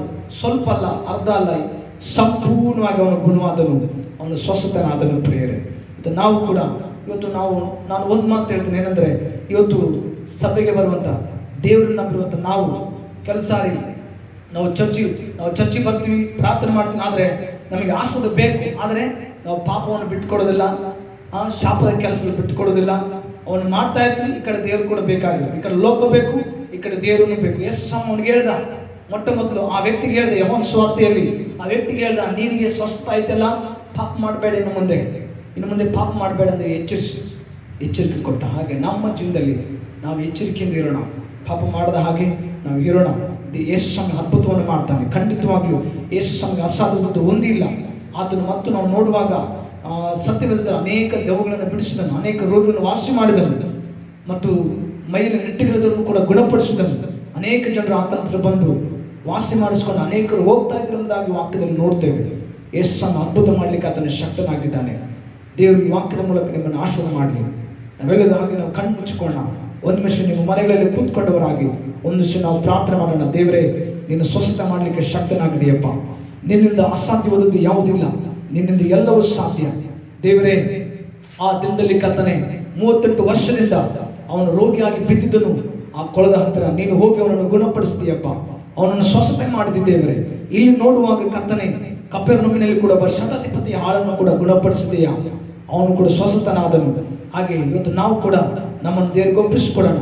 ಯೇಸು ಸ್ವಾಮಿ ಅದ್ಭುತ ಮಾಡ್ತಾನೆ. ಆತನು ಒಂದು ಮಾತನ್ನು ಕೇಳೋಣ, ಪ್ರಭು, ನನ್ನ ಮನೆಗೆ ನಿನ್ನ ಒಂದು ಮಾತು ಸಾಕು, ನಾನು ನನ್ನ ಮನೆ ಆರೋಗ್ಯವಾಗಿರುತ್ತೇವೆ, ಸುರಕ್ಷಿತವಾಗಿರ್ತೇವೆ, ನಿನ್ನ ಒಂದು ಮಾತಿನ ಮೂಲಕ ನಮ್ಮನ್ನು ನಡೆಸುವುದಾಗಿ ನೀವು ಕೇಳ್ಕೊಳ್ರಿ. ದೇವರು ನಿಮ್ಮನ್ನು ಆಶೀರ್ವಾದ ಮಾಡ್ತಾನೆ. ನಾವೆಲ್ಲ ಕಣ್ಮುಚ್ಚಿ ನಾವು ಪ್ರಾರ್ಥನೆ ಮಾಡೋಣ. ಇದೇ ಸ್ಥಳದಲ್ಲಿ ಹಾಗೆ ನಾವು ಕಣ್ಮುಚ್ಚಿ ಪ್ರಾರ್ಥನೆ ಮಾಡೋಣ. ದೇವರೇ, ಹಾಗೆ ನಾವು ಪ್ರಾರ್ಥನೆ ಮಾಡ್ತಾ ಇರೋಣ. ಹಲ್ಲೆಲೂಯಾ. ನಿನ್ನ ಅದ್ಭುತಗಳನ್ನು ಮಾಡುವ ದೇವರು ಸ್ವಾಮಿ. Hallelujah, hallelujah. ಯೇಸಯ್ಯ, ನಿನಗೆ ವಂದನೆ.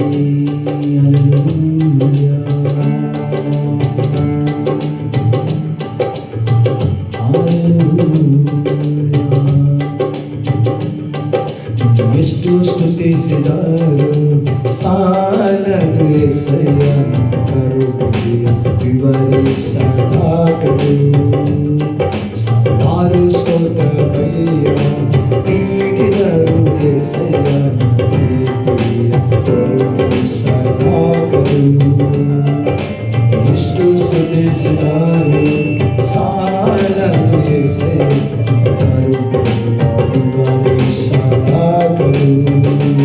ಸಾವಿರಾರು ಸ್ತೋತ್ರವಯ್ಯ ನೀಡಿದರು ಯೇಸಯ್ಯ, ಪ್ರೀತಿಯ ಕರುಣಿಸಲಾಗದು.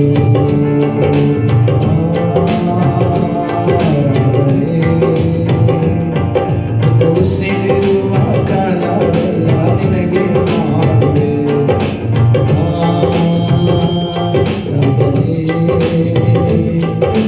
ಬದುಕಿರುವ ಕಾಲವೆಲ್ಲ ನಿನಗೆ ಮಾಡುವೆ. ಎಷ್ಟು ಸ್ತುತಿಸಿದರು ಸಾಲದು ಯೇಸಯ್ಯ, ಕರುಣೆಯ ವಿವರಿಸಲಾಗದು. ಸಾವಿರಾರು ಉಪಕಾರ ನನ್ನ ಬದುಕಲ್ಲಿ ಅದ್ಭುತ ಅತಿಶಯ ಮಾಡಿರುವೆ.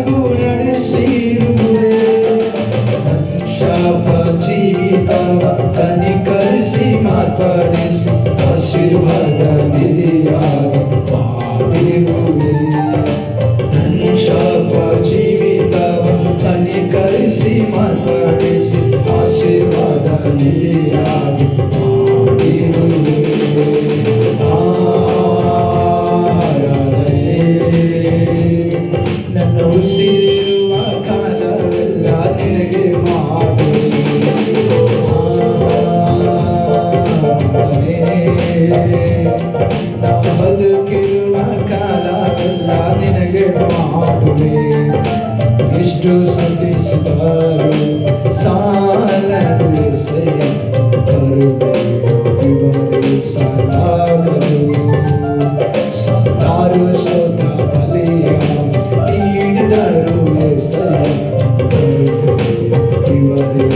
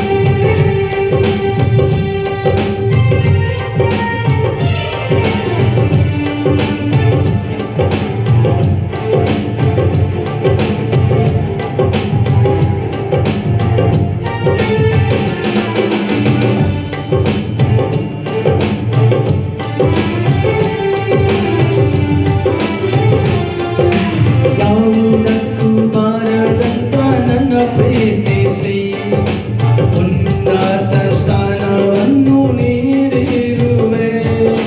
ಶೋಧನೆ ವೇದನೆಯಿಂದ ನನ್ನ ತಪ್ಪಿಸಿ ಜಯದ ಬಾಳನ್ನು ನೀಡಿರುವೆ. ಯಾವುದಕ್ಕೂ ಬಾರದಂತ ನನ್ನ ಪ್ರೀತಿಸಿ ಉನ್ನತ ಸ್ಥಾನವನ್ನು ನೀಡಿರುವೆ. ಶೋಧನೆ ವೇದನೆಯಿಂದ ನನ್ನ ತಪ್ಪಿಸಿ ಜಯದ ಬಾಳನ್ನು ನೀಡಿರುವೆ.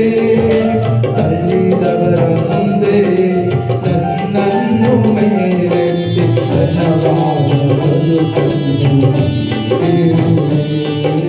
ತಳ್ಳಿದವರ ಮುಂದೆ ನನ್ನನ್ನು ಮೇಲೆತ್ತಿ ಧನ್ಯವಾದಗಳು